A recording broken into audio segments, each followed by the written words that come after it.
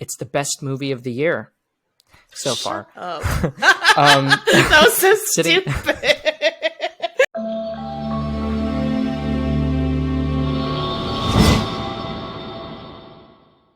Hello everyone and welcome to another video here on TBR Media. Today we are going to be reviewing M3GAN. It's been a long time since me and Linda have done a horror review, but Linda is joining me for this episode. Hi. I can't wait to talk about all of the goofiness that is M3GAN. First, it's good to note that M3GAN currently as it stands right now is sitting at a 94% on Rotten Tomatoes with over 140 critic reviews, which is pretty good, I should add. And we'll talk about good for her. Yes. We'll talk it's good for the horror audiences too. We need things like this occasionally. We'll talk about just how good we think it is and if we think that score is indicative of our feelings of the film. I'm curious to hear what you think because we haven't actually discussed it. It did open to a whopping like $2.75 million in previews last night. We're recording this on Friday. And I'm curious to see how it eventually shakes up. A lot of our Twitter audience, when we put out a poll, kind of gauging whether or not M3GAN would break $20 million, the majority of people said that it would make at least $20 million, which is astonishing to me. This film was made on a $12 million budget. It has a director, Gerard Johnstone. What a weird name. It just doesn't sound real, right? It sounds like a fictional character that you would make up in a book and not a real name. So I've never seen anything from this filmmaker before. I'm assuming that it's his first directorial debut. No, he's directed 5 other things. He's directed, it looks like, TV shows and then one other feature film called Housebound, which I am not familiar with at all. It's a 2014 horror movie that focuses on a young woman who returns to her childhood home after being placed under house arrest, where she suspects that something evil may be lurking. Have you seen Housebound? I have not, but I know I've come across it on IMDb before, and I know I've come across it on streaming services. I don't know, I just never actually was interested enough to watch it, but good for him. He made that. That's he made it. It's on streaming services, so that's nice. That's a plus. And yeah, so this is I guess the first big wide release break into the market, and what better way to do it with a picture like this than going through Blumhouse, who is so masterful at making these small budget micro horror pictures that turn up really good box office results. M3GAN, for those of you who don't know the plot of M3GAN or haven't seen the crazy marketing campaign that they've been doing, it follows a robotics engineer at a toy company who builds a real life doll that begins to take life of its own. And there's a lot more subtext going on behind the scenes. I was really we should just start here. I was really surprised by how poignant some of the actual material in the film was. You have a lot of themes about grief and about loss and how you talk to children, especially when they've lost people close to them. I wasn't expecting all of that in this movie. And it was surprisingly, for me at least anyway, done really well. How did you feel about that particular plot point? It was... I noticed that too, especially towards the end when Gemma and Katie, the two main characters in the movie, have that moment near the end of the movie. I don't know why, but for some reason that actual theme didn't really hit me throughout the movie up until that point. And I think it was important that theme was very present, especially at that part of the film. But it was done really well. And Violet McGraw, the actress that plays Katie, she does quite a few projects that deal with grief, and I think she's a really good actress for that. Because, we have a whole episode based off The Haunting of Hill House. It's one of my favorite TV shows of all time, and that one was also very similar in dealing with grief and loss. So she's definitely had experience with playing a character in a project that deals with that kind of thing, and I think she's done very well with it. Yeah, and Allison Williams here too, for the record, is really good.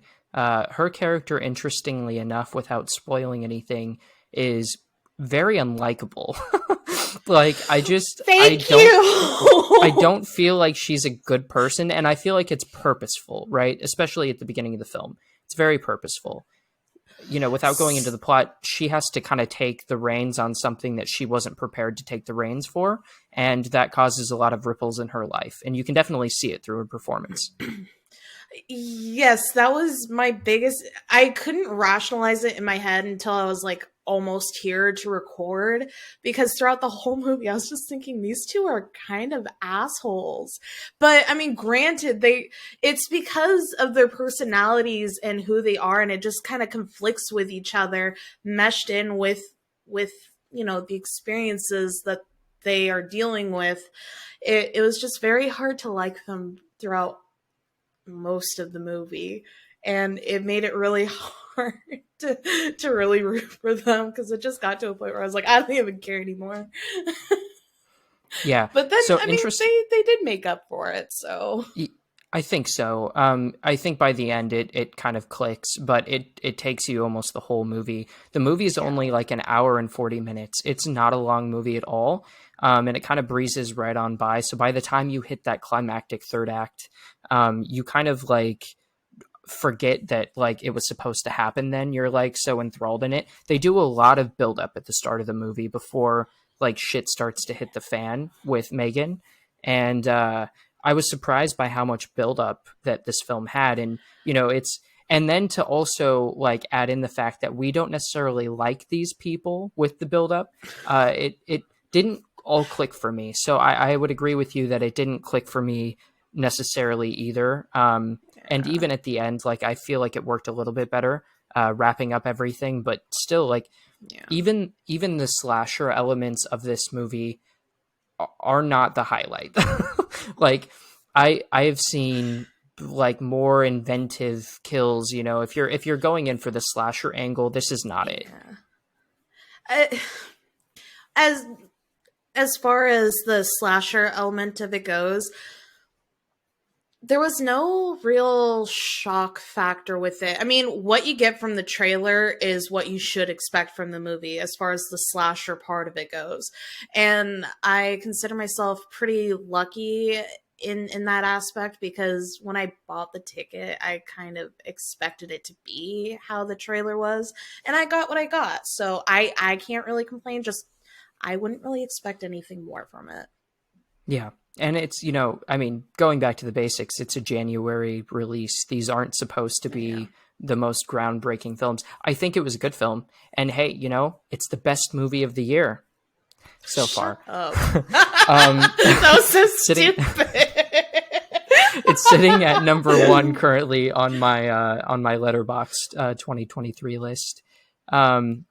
Is there anything that you like want to talk about in particular? Anything that stood out to you in the film?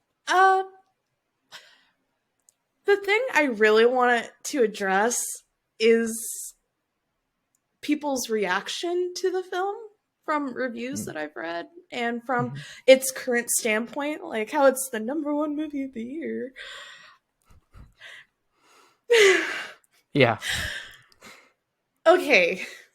Let's get this out of the way now. This movie has so many elements, so many plot points that are so similar to the 2019 remake of Child's Play. Let's just get that out of the way. We all know it. We're all thinking it. But the thing that bugs me the most is the fact that Child's Play got absolutely like shit on. And then like this movie comes out that's pretty much the same, and it's so well loved. And it's so biased, and it's bugging me so much, because Child's Play got ripped on. You and we admitted, like, okay, it was very different from the original, but that's what remakes are supposed to do, and it was still fun, and it was still enjoyable, but everyone tore it to shreds and then loved this movie when it's literally, like, almost the same thing. It is. I would agree with that. I've been so heated about it for so long. I've thought about that, and you know what? Like, I would say tonally, I like that movie better. I think it has a more consistent tone. This one works, and it's really like thematic moments where it's trying to do something different than what was promised by the marketing, when it's trying to have those soft, sincere moments between characters. I felt it in some places, but I overall like Child's Play better. I like it actually quite a bit better than this. I want everyone to admit that Child's Play was not as bad of a movie as everyone made it out to be. You cannot see like this movie and then turn around and crap all over that movie. You can't. And also, like, 90%, really? Like, we're going 90% on M3GAN? Are you sure about that? Are you sure about that, It wasn't a bad movie, but it definitely does not deserve that rating. No, it's a good movie. Like, if you're looking for something to fill the void between now and, like, let's say Ant-Man and the Quantumania, like, this would be the movie that, you would go see. It gave me something to do this afternoon. So yeah, and you can have fun with it. I feel like there's enough in this movie to justify a watch. There's one particular sequence which actually had me and like I think there were like maybe 4 or 5 other people in my screening. We all like busted out laughing during one moment, and I won't spoil the moment, but it's the David Guetta song, and like I just absolutely died. Oh yeah, that was so weird.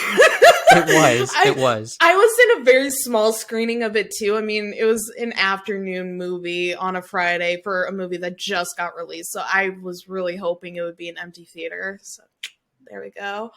But yeah, I was the only one laughing at some of these points where I was just like, "Are you serious?" Yeah. And so you could just hear like this pink giggling in the movie. Just this.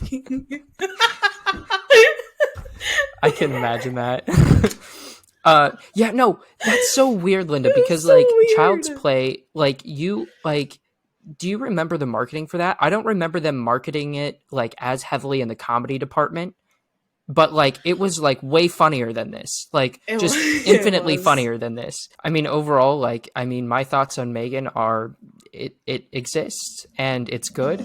And there are some very fun moments to be had in M3GAN while you're watching it. It is definitely the type of movie that you want to bring a pal or at least someone else with to experience it. But it's definitely meant to be like a shared kind of experience. And for the record, when we saw footage of this back in April at CinemaCon, and they had their whole Blumhouse presentation, this was a standout for me. Like, the way that they had marketed and cut the first initial teaser that we got at CinemaCon was hilarious. And it's all that we could talk about on the trip back home with, my theater company. Like, literally, we were sending M3GAN memes back and forth months before anyone knew what M3GAN even was.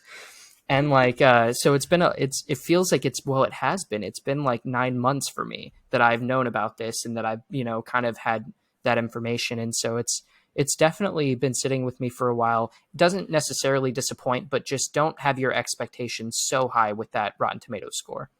Right. Like, it's a good movie, but just remember, you get what you get if you've seen the trailer. Like, I feel like that's the best way to kind of put it, the way that we described it. I mean, what about you? I mean, you've known this movie existed like way longer than most of us have. Do you think it was worth waiting 9 months? I mean, yeah, okay. For that one scene that I previously mentioned, yes, I will accept it. I like, the child actor who plays M3GAN too, and I'm forgetting the name. I think it's Amy Donald. Yeah, Amy Donald. Yeah, Amy Donald. Like, amazing. Like, that is such a physical performance. And I mean, it's also like line delivery too, yes, but there's such a physicality to the way that M3GAN moves on screen that's so fun, and the dancing sequences are great. I love it. That's the other thing. On the way back home, not only were we sharing memes, we were like doing that little dance. It was hilarious. Yeah, the little. There is a very menacing quality to her body structure and the way that she walks and moves around. It is impressive to give your character that's supposed to be so robotic. I mean, you've got you know, movies where people say they're like androids, but it's literally just the actor saying, I'm a robot. But to have a child character playing like an actual robotic person and to add personality to that and these creepy movements as you notice that they're becoming more and more of a villain, it is pretty impressive, especially for an actress of that age. Yeah. Yeah. Well, what is your overall final score of M3GAN out of 10? Is it a 9? Are we going 90%? No. I'll give it a 6 out of 10. Very average, but not bad. Mm-hmm. I also gave it a 6 out of 10. And that sounds like these days, you know, you hear 6 and you're like, I'm just going to dismiss whatever it is. But it's above average. And you know what? For a January release, this is like, I've seen a lot of January movies, people, and this is not one of the bad ones. So I love how you say it like a brag. I've seen every single January movie out there. I know what I'm talking about. Your pretentious little turtleneck. It's traumatizing. And by the way, the turtleneck thing, let me address this real quick. We have a holiday party to go right after this. And like it already started at 6. We're recording at 7. So I'm already late. So I'm just getting ready to leave. That's all this is, for the record. I don't just when have I ever put on, literally go back years on this channel. When have I ever put a turtleneck on? You're so defensive. Anyway, it was fun having you here. I know, right? It was fun having you back on. Are there any other horror releases coming out between now and Scream 6? So our next reviews, I think, will be Scream and then Evil Dead. I'm gonna watch the crap out of both of those movies. Cause I was very so about that Evil Dead movie until I watched the trailer, and now I am obsessed and I have to watch it. You know, the TV show was really good and it was really bloody and gory and fun. This is going kind of almost back to its like just straight like horror roots in a sense. Like it feels very different from what we've gotten. I mean, of course the remake, you know, did kind of a similar thing, but this one feels, I don't know, it feels like the best of both worlds, right? It feels like you get that mix of comedy and that mix of horror in a really tight-knit fashion, and I like it. It's giving me a mix between Evil Dead and Wreck, and it's been a long time since a trailer has kind of freaked me out, so that's also another reason why I'm like, I need to watch it. I need to get nightmares. And I'm obsessed. I need these two movies, and I need to fill the void, and it's growing. I need Scream 6 right now. I need Scream 6. And then I need Evil Dead Rise. I'm making a bucket list right now. I cannot die before I watch these two movies. Thank you everyone so much for watching this M3GAN review. Stay tuned for Scream 6 in March and for sure Evil Dead Rise in April. And we can't wait to have both those reviews out for you. Can't wait to talk about them. Long time coming for both of them. It feels like years. So we're excited for that. And we will see you in those videos, everyone. Bye-bye.